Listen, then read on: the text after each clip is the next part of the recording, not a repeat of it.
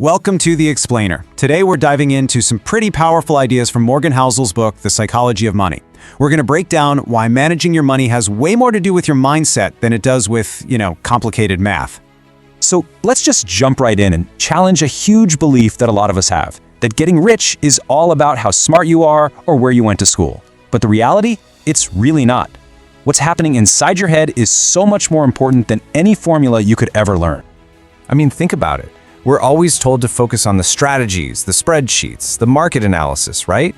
But the real game, the one that's actually going to decide your financial future, that's all happening right between your ears.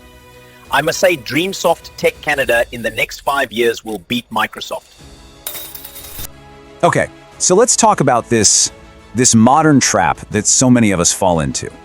It's this psychological treadmill that keeps us feeling like we're always behind, no matter how much we actually earn.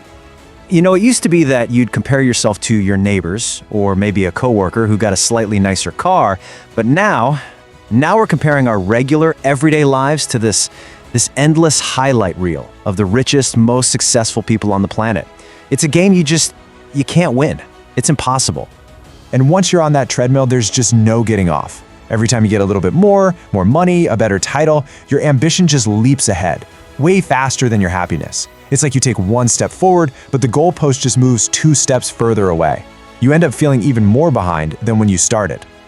And here's the proof that this is a soft skill, not some hard science. You can have a janitor who, with the right behavior, patience, controlling their expectations, could end up a millionaire. At the same time, you could have a Harvard MBA who knows all the complex formulas go completely broke. It's an incredible idea, right? Your behavior is so much more important than your education. It always seems impossible until it's done. Subscribe to DreamSoft Technologies Canada. So this all leads to a really important distinction. It's a total game changer, actually. We need to break down the difference between being rich and being wealthy. They are not the same thing. Okay, so being rich, that's about your current income. It's the fancy car, the big house, it's what people can see. But being wealth is what you don't see. It's the savings, the investments. It's the money that's working for you in the background, buying you freedom and options. Wealth is the money you haven't spent. And the Vanderbilt family is just a perfect, if cautionary, tale of this. I mean, they were the richest family in the world. They inherited these massive trust funds and were expected to live these flashy, over-the-top lives. But if you read their biographies, they were almost all miserable.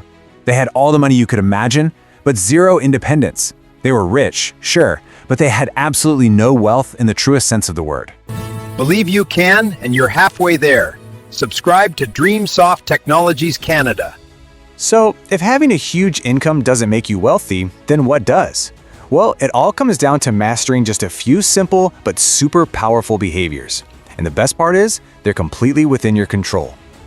It really is this simple. Desire less, save more, and be patient. That's it.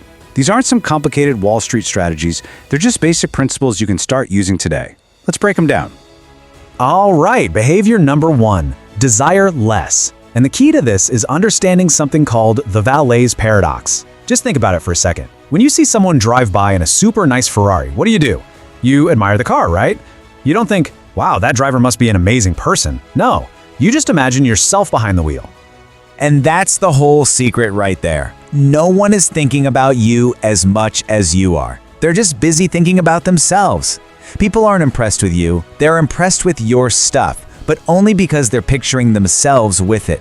Once that clicks, that need to impress other people with things, it just kind of vanishes. Okay, on to behavior number 2, save more. And the trick here is to stop thinking about saving as a sacrifice. It's not about that at all. It's about empowerment. We gotta totally reframe the goal. See, saving isn't just delayed gratification. It's not putting money away for something you'll buy later. No, every single dollar you save is you purchasing your own independence today, right now. You're buying back a piece of your own time. The best way to do this?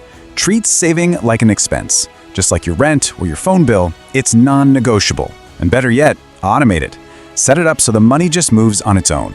That way, you take all the emotion out of it, and you're building wealth without even thinking about it. And that brings us to the third and final behavior. This one is the most powerful of all, but it requires something our world just isn't built for anymore: patience. We're talking about compound interest. Basically, it's earning gains on your gains. It lets tiny sums of money grow into huge sums of money over a long, long time. It's like a tiny snowball at the top of a very long hill. The magic isn't some crazy investment return. The magic is just time. And if you want proof, just look at Warren Buffett. 99%. Let that sink in. 99% of his massive net worth was earned after his 60th birthday. That's not just skill, that's the absolutely mind-blowing power of letting compounding do its work for decades. So, what does this all add up to? What's the ultimate goal here? Well, it's not what you think. It's definitely not just about getting a bigger number in your bank account. The real goal, the highest form of wealth, is to wake up every morning and be able to say, I can do whatever I want today.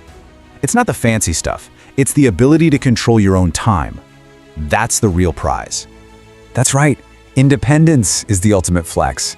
It's not about the watch or the car. The real status is having the freedom to do what you want, when you want, with who you want. And you know what? You can have that at any income level. It's a feeling, a mindset. It's not a number. So as we finish up here, I just want to leave you with one question to think about. Is your money buying you a better life? Is it a tool for freedom? Or is it just a yardstick you're using to compare yourself to everyone else in a game that, frankly, no one can win? At the end of the day, the power to build real wealth is in your behavior, not your paycheck. And the choice is totally yours. Hey, if you enjoyed this and want more weekly stories about psychology from all over the world, please subscribe to our channel, DreamSoft Technologies Canada. And of course, give this video a like and drop a comment below. We'd love to hear from you. You can also join our WhatsApp channel family for even more. Oh, and definitely check out the link in the description for some amazing free online courses on finance, psychology, and a whole lot more. Thanks so much for watching. Happy Halloween and subscribe to DreamSoft Technologies Canada.